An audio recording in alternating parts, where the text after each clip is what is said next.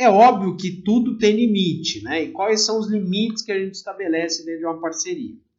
Vamos lá, no verbo, o principal limite aqui é que seja um limite de responsabilidade, essa é a primeira coisa, né? Ou seja, você é responsável pela sua funcionalidade, você não é responsável pelos seus parceiros, ok? Então, tem que estabelecer limites de responsabilidade. A responsabilização das atividades tem que ser limitada. Ou seja, eu não posso segurar o BO do meu parceiro, literalmente. Tem que tomar cuidado. Tem parcerias que acabam sendo de tal forma que você acaba praticamente, literalmente, assumindo corresponsabilidades dos seus parceiros.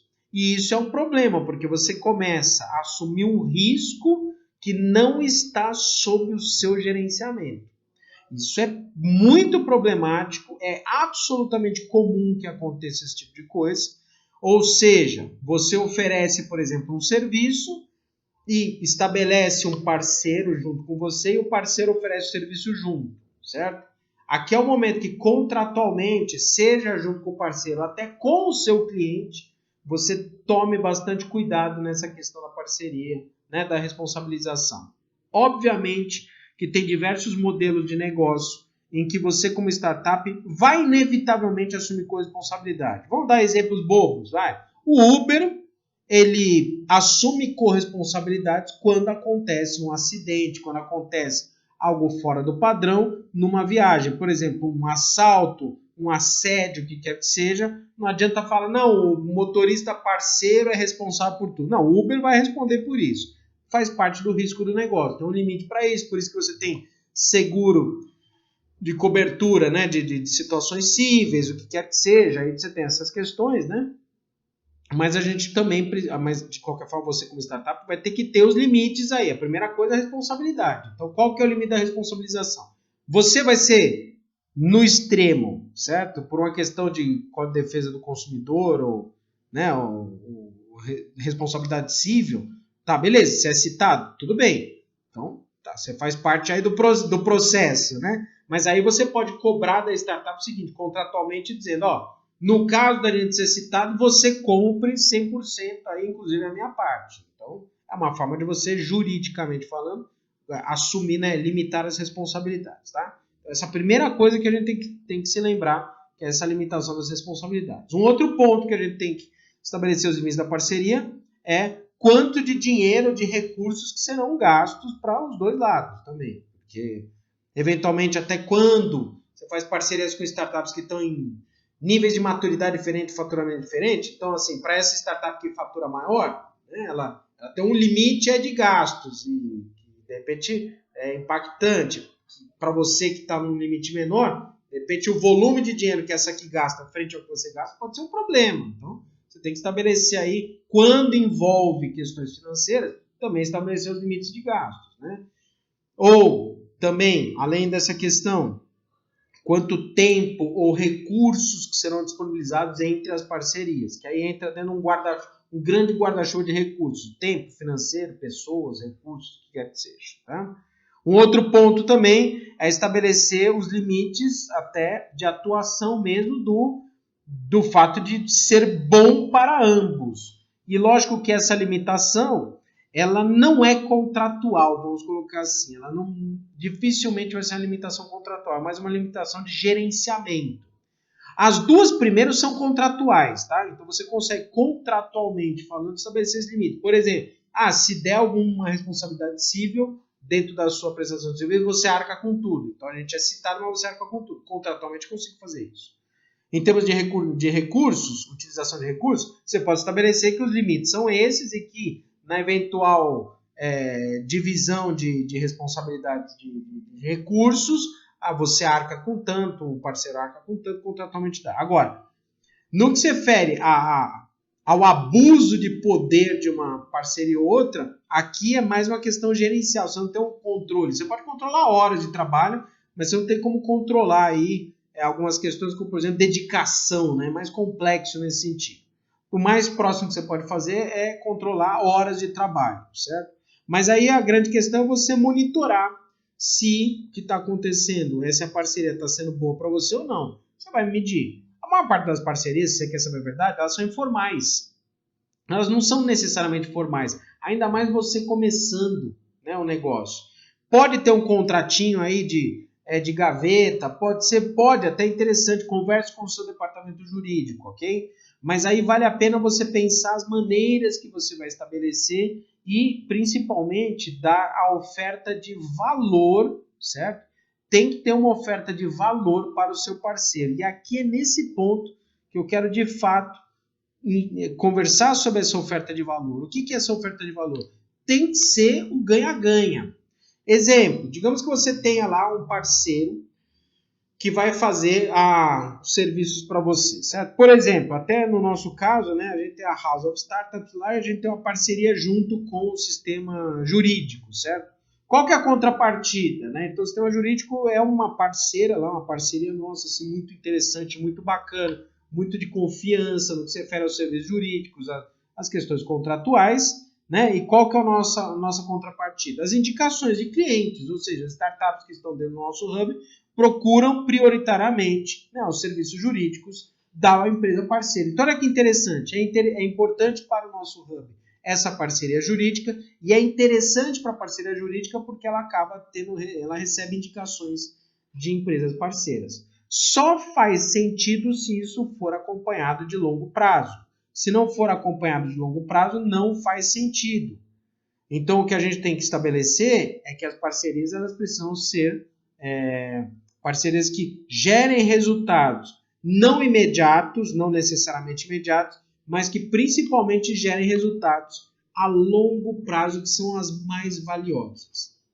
Eu já tive situações profissionais, né, ao longo do tempo, como mentor, junto com as startups, com as minhas empresas, com as empresas que eu fiz investimento, com as startups ao qual a gente tem lá cotas de investimento, o que quer dizer? Qualquer uma delas que se estabelece parcerias, eu faço acompanhamento, ou como empreendedor, empresário, ou como investidor, ou como mentor das startups, o que acontece nesse processo? Ao estabelecer negócios, ao estabelecer parcerias com as startups, observou-se que em determinados momentos não há a continuidade daquela empolgação inicial que tinha quando a gente conversa. E aqui eu quero te alertar, tá? Na hora que você estabelece parceria, parece que tudo é mil maravilhas.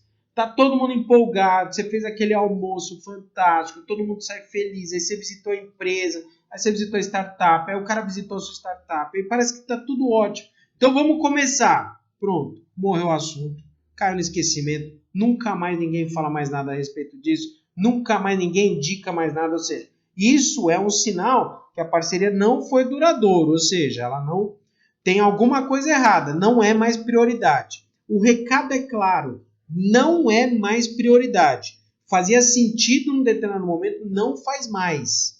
Se você percebe que há um gap, há um vazio da aproximação da parceria, significa que não faz mais sentido. Eu não estou dizendo ficar mandando e-mail semanalmente. Você pode ficar até um certo tempo sem manter contato. O ideal é que mantenha contato continuamente. Mas não é nem essa a questão. A questão é, como é que faz? Acabou as indicações, não tem direcionamento, não há uma conversa, não há uma aproximação, não há uma discussão sobre isso. Então, aqui é um sinal evidente que não há mais o interesse. Não é mais prioridade. Prioridade significa coisa que você faz continuamente. Se não acontece algo contínuo, não é mais prioridade. Então, a gente tem que enxergar isso como parte das parcerias, ok? Isso pode valer, inclusive na hora que a gente começa a ter alguns investimentos maiores, como, por exemplo, desenvolvimento de produtos em conjunto, né? Lançamento de produtos com marcas combinadas, lançamento de serviços com prestação de serviços combinadas entre startups. Ou seja, tudo isso tem que ficar atento. Por isso que, qual o nível de necessidade contratual? Se a gente parar para pensar desde o começo, o ideal é que a gente mantenha as questões contratuais, né, o tempo todo, né, nesse sentido, né, e quando não acontece essa questão contratual, quando não existe uma questão contratual, pelo menos que haja acompanhamento no primeiro momento, numa primeira situação, mas você pode testar esses momentos, você pode testar essas questões todas, observar qual que é, né, a resposta da responsabilidade de ambas as partes, inclusive a sua parte também, a sua responsabilização. Se a coisa está andando, tudo bem, segue o barco. Se a velocidade não está batendo, aí é uma questão de expectativa. Mas o importante é observar se a coisa está caminhando. Esse é o principal aspecto.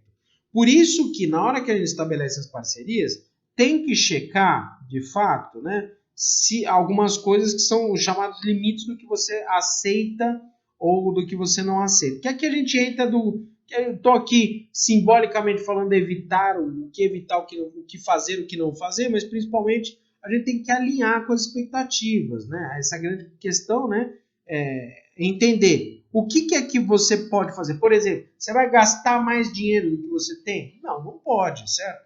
Você vai fazer tudo sem contrato? Não, de repente nas atuações iniciais você faz um teste e depois você segue.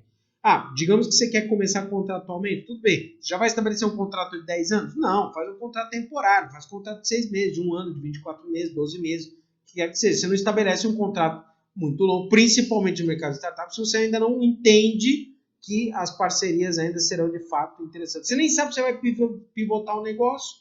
E se você precisar pivotar o negócio? Então, o que a gente tem que evitar aqui, certo? O que não fazer? O grande recado aqui, principalmente, é você se concentrar em estabelecer acordos, até contratualmente falando, tá? Estou dizendo no papel mesmo, fazer acordos que, de fato, preservem a sua startup, ok? Eu não estou dizendo que você vai ser egoísta, você tem que ajudar outra startup também, você tem que ajudar outra empresa, você tem que ser parceiro e tudo mais, mas lembre-se que tem que preservar. Então, se há um acordo de longo prazo, convém, na verdade, por enquanto, vocês fazerem um acordo de teste. Um acordo de teste, um período de teste, 6 meses, 1 ano, 12 meses, 24 meses, se for o caso. Certo? Deu certo? Continua. Torna-se um contrato indeterminado. Olha que interessante. Você contratualmente, você estabeleceu um contrato de parceria, estabeleceu um período mínimo de teste, observou, deu certo, dá sequência. Não deu certo? Tudo bem. Não há mais prejuízo, está resolvido, você não tem outras contrapartidas, você não tem outras exigências e você não compromete a saúde financeira, operacional, técnica, tecnológica ou até da reserva de conhecimento que você vai ter em casos, por exemplo, de proteção intelectual, o que quer que seja.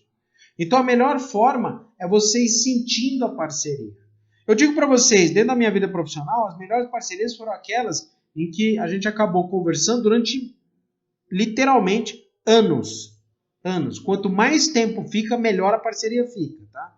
Quanto mais tempo, melhor. Porque você você estabelece, né, grandes negócios e aí existe uma confiança mútua.